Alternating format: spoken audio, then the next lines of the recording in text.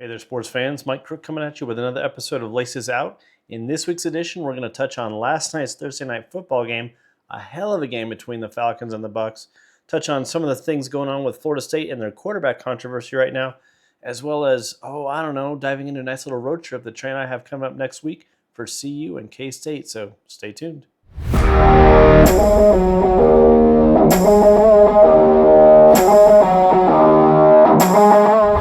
So first things first, in the world of the NFL, last night's Thursday night football game on Prime, my God, it's probably the best football game of the season so far, hands down. Full of drama, Kirk Cousins, Baker Mayfield duking it out. Like, oh my God.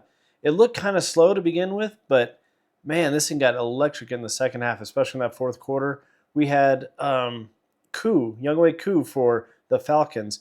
Missed technically 2 field goals because he missed the first one, had an offsides call on the Bucks, moved it 5 yards closer, and still missed that one. I think it was his first miss of the season, maybe? I'm not sure. But either way, then he had another field goal blocked later in the game. So 6 points off the board for Atlanta. And, honestly, the Bucks had a chance to ice that one. Wide open pass to Mike Evans. No one was around this man. Would have been a game-sealing touchdown. And yet they end up giving the ball back to Atlanta. Kirk Cousins looked like prime Kirk Cousins. Helps him drive down the field for a game-tying field goal, sending it to overtime.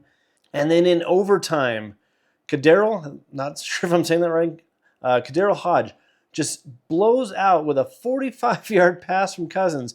Just trying to get the first down, honestly, but I don't know if he saw a seam or something, but that kid was gone. 45 yards, pay dirt, game winner, 36-30.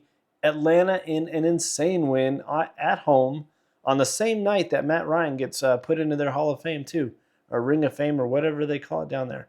But, kudos to Matt Ryan. Great career for you. And an even bigger kudos to the Atlanta Falcons for what an entertaining game. I mean, honestly, both sides played really well. And unfortunately for my fantasy team, I had Drake London. I forgot to clip this thing on. Let's fix this. Thought I had it clipped. Hopefully you can still hear me.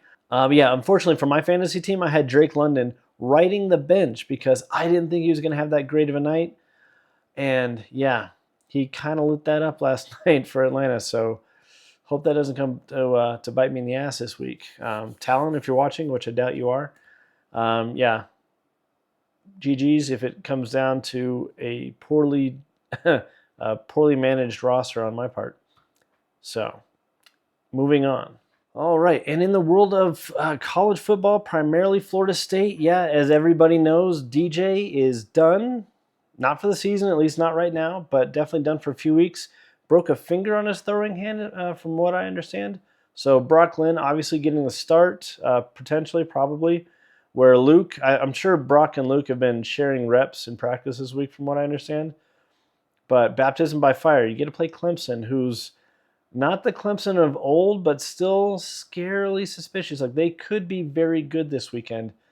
And, yeah, I'm not saying that, I want anything bad to happen to DJ. I'm sure you're a great guy, but maybe this is the spark that FSU needs to turn something around offensively, because right now the defense hasn't been horrible. I mean, notwithstanding last week's game against SMU, that game was terrible. I didn't watch it. Thankfully, I'm glad I didn't, because I was at a bar last week. And if I had been watching it while at the bar, I would have drank a whole lot more, because that final score was terrible. And as much as I hate to say it, if things don't turn around real quick and continue to turn around next season, Mike Norvell is going to be on the hot seat super quick. I don't think he's going to get fired at the end of the season. It's just not something that I think is in the cards for Florida State, both financially and realistically, because right now, who really want to come to Tallahassee to take this job? It literally is a shit show. But it is what it is. So Florida State, Clemson, Brock Glenn is probably getting the start. And I guess you have to wait to see my picks later in the episode as to who I think is actually going to come out on top this weekend. You might be surprised. Now jumping over to some Big 12 action. CU. Wow. I mean, what more can be said about this Cinderella of a season right now? Yeah, they started hot last year and then just tanked. But something seems a little bit different about the vibe that's going on right now in Boulder. And we're going to have a true test next weekend. Both K-State and CU have a bye week coming up.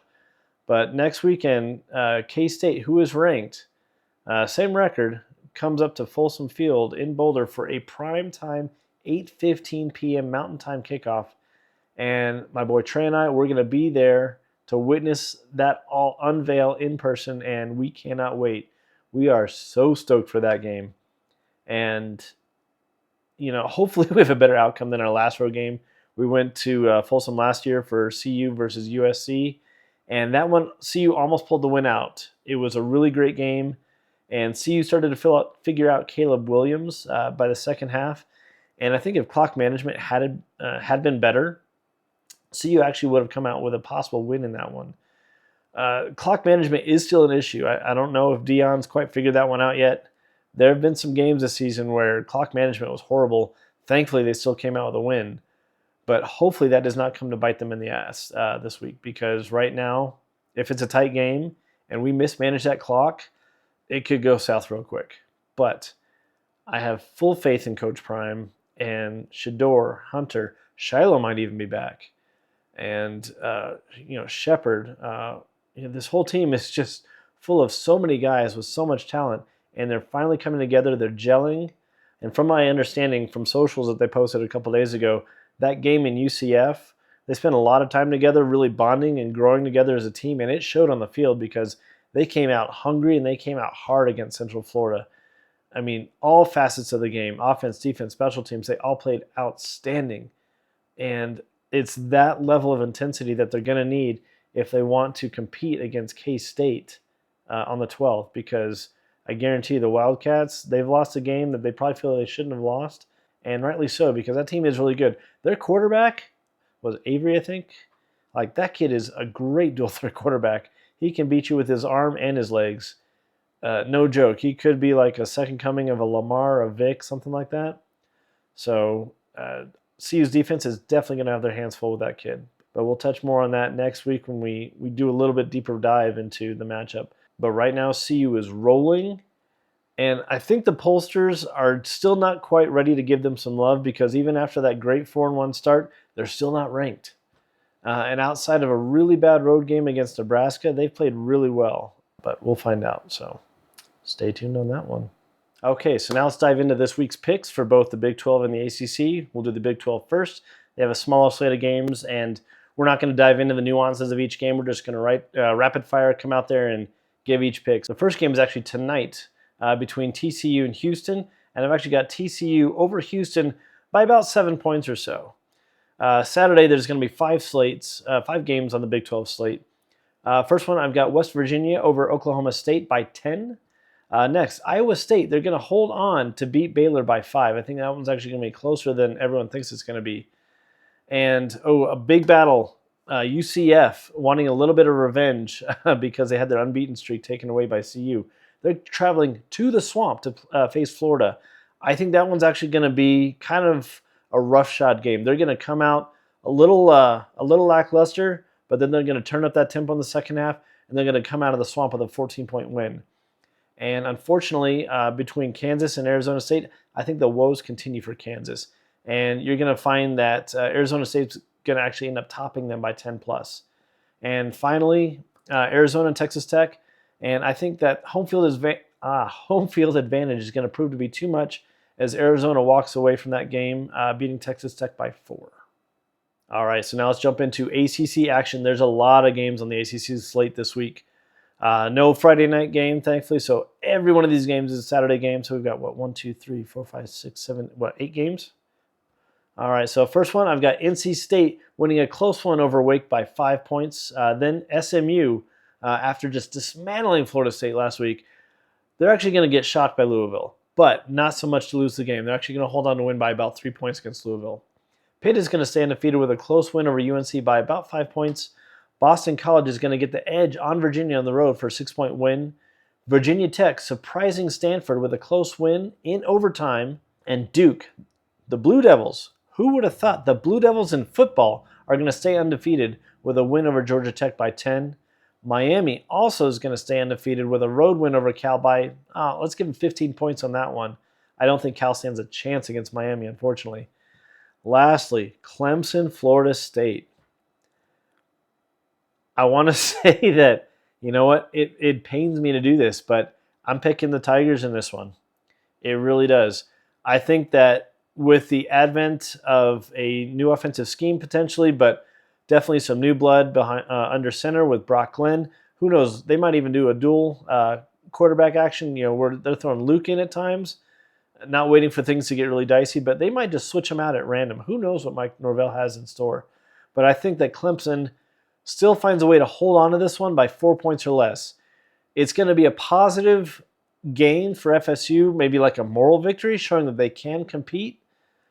But it's a lot to expect for Brock to come in here having, not started a game all season and just saying, hey, here you go. Let's see if you can do any better than this other kid. So I don't think it happens enough to actually get the W, but I do think that they show better offensive performance this weekend, and it's actually going to be a lot closer than people think. So obviously, like I said, 4 points or less, Clemson walks out of Doak with a W. All right, another episode of Laces Out is officially in the books. That'll wrap it up for this week. Like I said, stay tuned. Next week, my boy Trey and I, we're going to be on the road at CU for CU versus K-State. Going to be a great one. We'll have another road show just like we had with Denver and Pittsburgh. Yeah, except this time we're cheering for the same team. And hopefully both of us walk away with a win on that one. Stay tuned for the reaction videos for Florida State and the Broncos this weekend.